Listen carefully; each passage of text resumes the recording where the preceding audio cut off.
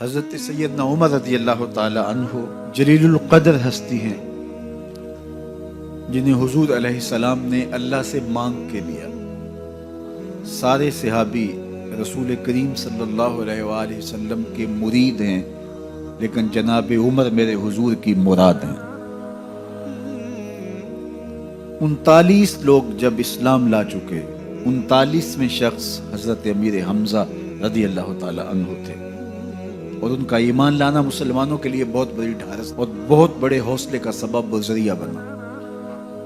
تو میرے حضور نے ہاتھ اٹھا لیے، کہا اے اللہ، ایک شیر دیا ہے امیر حمزہ، ایک شیر اور عطا کر دے، اب تیری مرضی، عمر بن خطاب دے دے یا عمر بن حشام دے دے۔ حضور دعائیں مانگ رہے اور یہ ہاتھ میں تلوار لیے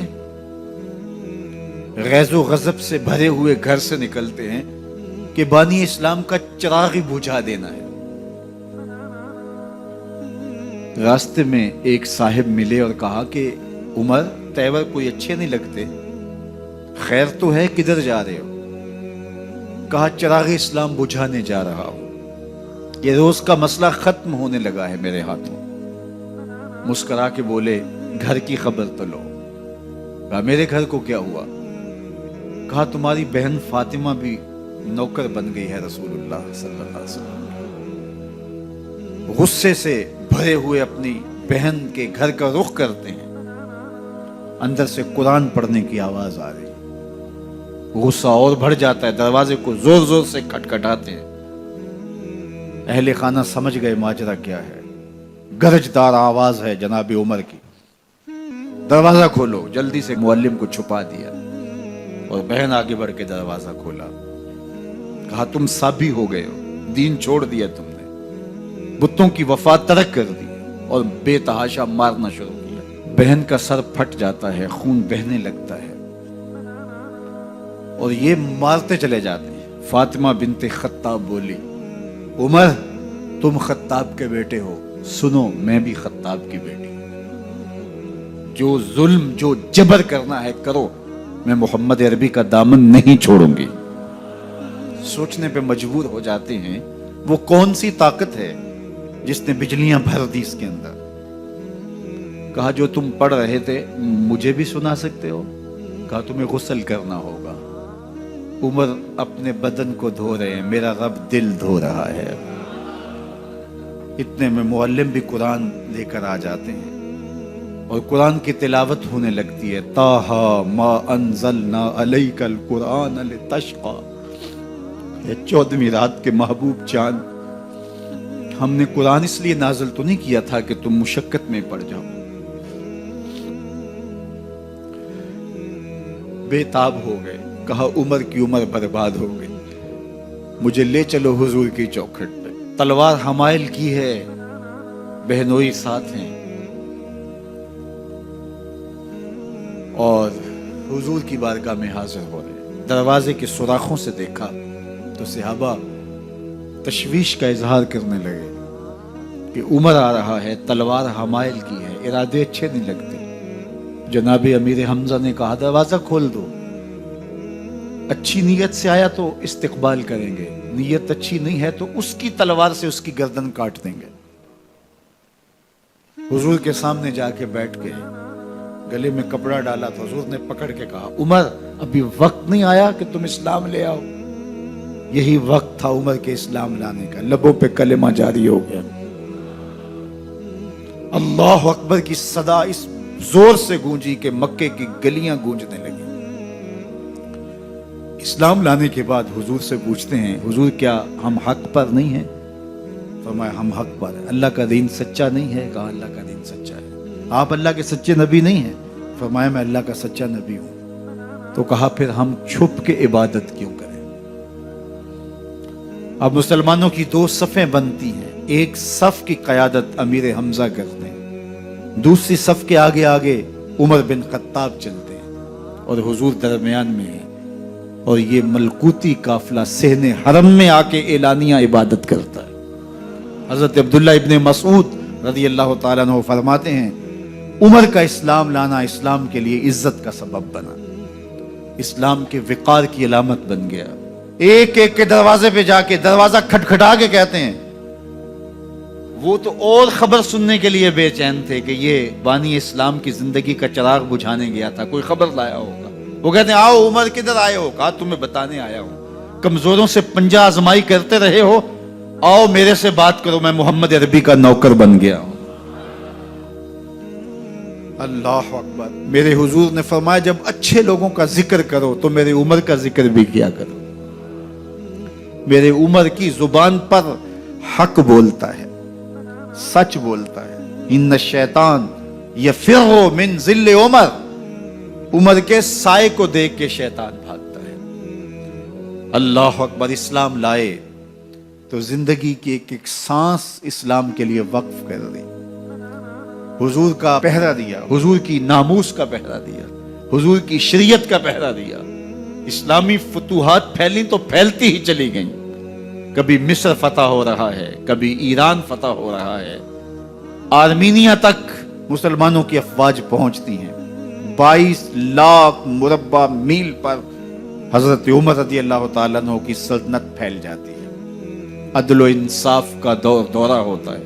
زمانے نے دیکھا کہ غیر مسلم بھی عدالت میں کھڑا ہے تو اسے خوف نہیں ہوتا تھا کہ میرے سے ناانصافی ہوگی، اس لیے کہ حکومت عمر کی چل رہی ہے۔ وہ بھی مطمئن ہوتا تھا کہ میرے ساتھ انصاف ہوگا۔ عبداللہ بن عمر اور عبید اللہ بن عمر بصرہ سے گزر رہے تھے ایک جنگ سے واپسی پر، تو حاکم بصرہ نے آپ کو کچھ پیسے دیے کہ یہ مال غنیمت میں جا کے جمع کروا دینا،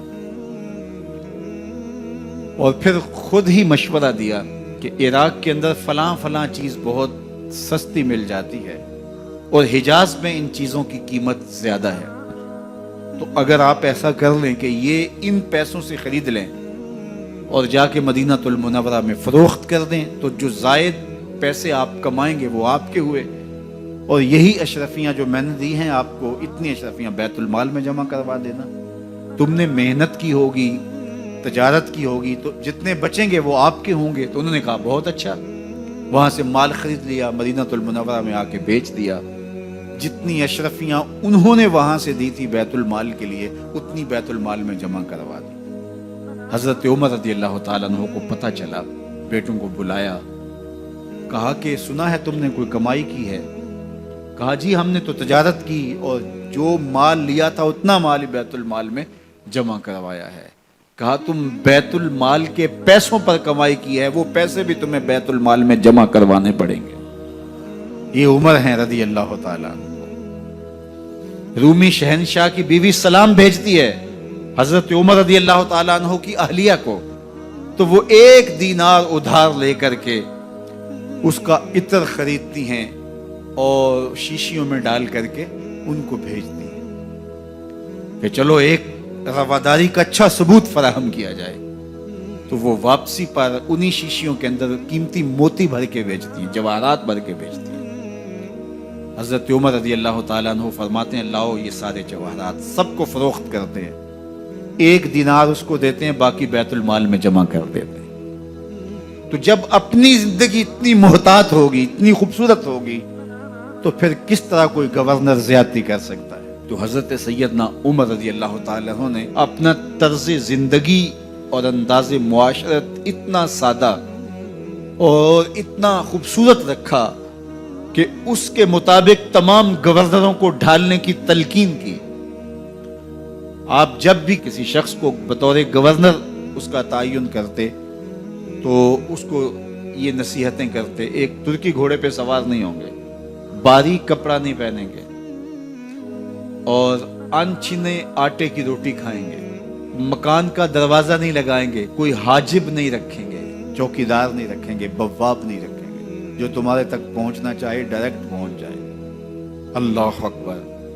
اور پھر جب کسی کو متعین کیا جاتا اس کی جائیدادیں لکھ لی جاتی کہ اس کے پاس کتنی جائیداد ہے، وہ حساب اپنے پاس رکھتے، اور جب وہ معزول ہوتا یا اس کا وقت ختم ہوتا تو آپ دیکھتے کہ اب اس کے پاس جائیداد کتنی ہے۔ اگر وہ جو پہلے آپ نے اپنے پاس ریکارڈ رکھا ہوتا اس سے جائیداد اس کی زیادہ ہوتی تو حضرت عمر بقیہ جائیداد بیت المال میں جمع کرتے۔ اللہ اکبر۔ اور یہ کیسے تھا؟ گورنر بول نہیں سکتا تھا، اس لیے کہ حضرت عمر کی اپنی بود و باش بھی اسی طرح کی تھی، اپنا طرز زندگی بھی اسی طرح کا تھا۔ مال غنیمت میں بہت ساری چادریں آتی ہیں جو سب کو تقسیم کر دی جاتی ہیں۔ خطبہ جمعہ دینے کے لیے آئے تو ایک شخص کھڑا ہو گیا، عمر خطبہ بعد میں سنیں گے، پہلے یہ بتائیں کہ یہ جو تم نے قمیض پہنی ہے یہ کہاں سے آئی؟ مال غنیمت کے اندر جو چادریں آئی ہیں سب کے حصے میں ایک ایک چادر آئی۔ آپ داراز قد ہیں، ایک چادر سے قمیض نہیں سل سکتی، تو آپ کی قمیض کہاں سے آئی؟ پہلے اس سوال کا جواب دے دیجئے، پھر خطبہ سنیں گے۔ اللہ اکبر۔ آپ کے بیٹے کھڑے ہوتے ہیں، کہا ایک چادر سے میرے باپ کی قمیض نہیں بنتی تھی، میں نے اپنے حصے کی چادر بھی اپنے باپ کو پیش کی ہے۔ اس نے کہا اب سناؤ، اور ہم سنتے ہیں۔ یہ ہے حضرت عمر رضی اللہ تعالیٰ عنہ کی اپنی ذاتی زندگی۔ ایاز بن غنم کے بارے میں یہ پتا چلتا ہے کہ وہ موٹے کپڑے نہیں باریک کپڑے پہنتا ہے۔ اس نے گھر کے دروازے پر بواب بھی رکھا ہوا ہے، چوکیدار بھی رکھا ہوا ہے۔ تو حضرت عمر رضی اللہ تعالیٰ عنہ محمد بن مسلمہ کو بھیجتے ہیں۔ محمد بن مسلمہ جاتے ہیں اور جا کے تحقیق کرتے ہیں تو ایسا ہی پاتے ہیں، تو ان کو وہیں گرفتار کر کے لے آتے ہیں اور حضرت عمر کے دربار میں پیش کیا جاتا ہے۔ چھڑی اس کے ہاتھ میں دے کر فرماتے ہیں جاؤ تم بکریاں چرایا کرو، تم گورنری کے لائق نہیں ہو۔ ایک گورنر کو بکریاں چرانے پہ لگا دیتے ہیں اس لیے کہ تم نے ان اصولوں سے، ان ضابطوں سے انحراف کیا ہے جو ایک سلطنت کے ذمہ دار کے لیے لازم اور ضروری ہیں۔ دور موجود کے حکمرانوں کو، چاہے وہ عرب کے حکمران ہوں چاہے وہ عجم کے حکمران ہوں، اگر وہ اسلام کا نام لیتے ہیں تو انہیں اپنے اعمال کا جائزہ لینا ہوگا کہ ہم کھڑے کہاں ہیں۔